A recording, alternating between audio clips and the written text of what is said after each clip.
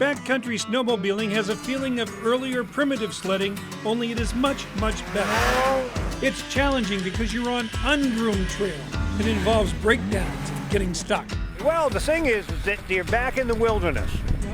And it's just prime country. It's untouched. It's quiet here. Only people that are here are the people you bring. It's best to start here at Hewes Brook Lodge, about 10 miles west of Portage. Hewes Brook Lodge has been in Phil Daggett's family for 5 generations, and he's built it into one of the nicest sporting lodges in Maine. In the kitchen, Phil's wife Squirrel leads the crew as they prepare dinner. Everybody moves around with great synchronicity. People know how to bump into each other, Bill. The lodge is upscale, especially when you consider that we are off the grid.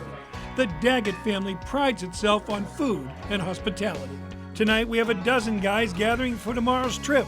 On the walls are pictures of Phil's predecessors, his father Bud and his grandfather Bucky, shown on a trip with Ted Williams.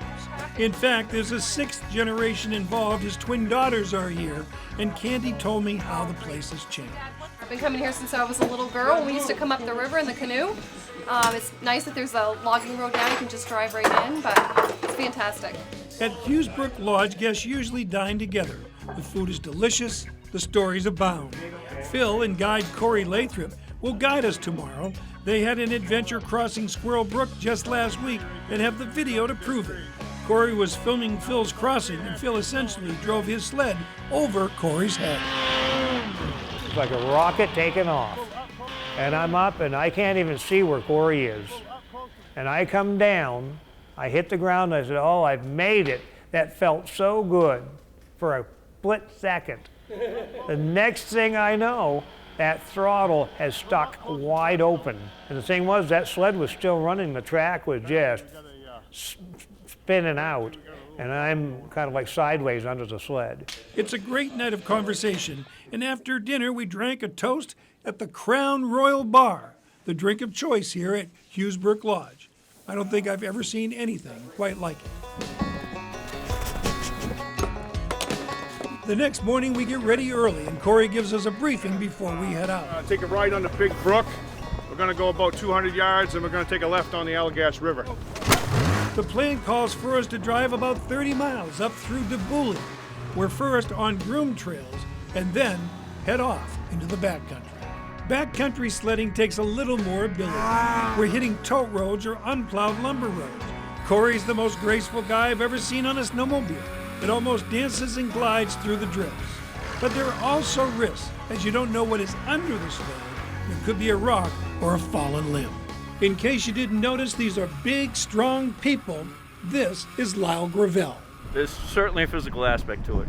It's not for the faint at heart, that's for sure. We push on. The guys up front are breaking trail, but even in the back where I am, it's a lot of fun. Backcountry is kind of like the early days of sledding. It wasn't all about the machine, although I wouldn't try this without the right sled. These mountain sleds have 154-inch tracks and are sometimes 20 inches wide. They are special, says well-known backcountry guide Roger Morneau.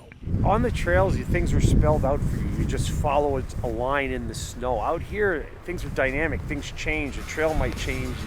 The snow might knock some trees down. You have to cut some trees. You have to go around a blockage of some sort. And that's what makes it fun. We stop at Allagash Falls for lunch. Get the snow moved and have a little snack. Let's do it. It's a famous landmark near the end of the Allagash, but not many see it in winter. And the only way in is by snow sled. Got that firewood there, bud? Corey has dug out the lunch site, and thanks to a lot of Boy Scout juice, the group has made a roaring fire. Lunch is ready in a jiffy, and it always tastes better on the trail. This is Allagash chicken noodle with a little bit of Parmesan. Little Parmesan. Not to be denied. All right, next. 5-star accommodations. It was a thrill for me to actually ride a snowmobile on the Allagash River. However, there is open water, and it's essential to have a guide. And of course, we have to make a crossing of Squirrel Brook.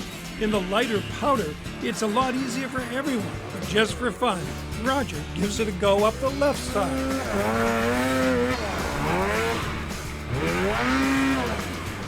Oh well, that's what backcountry snowmobiling is all about. If you're not getting stuck, you're not trying hard enough, and not having enough fun.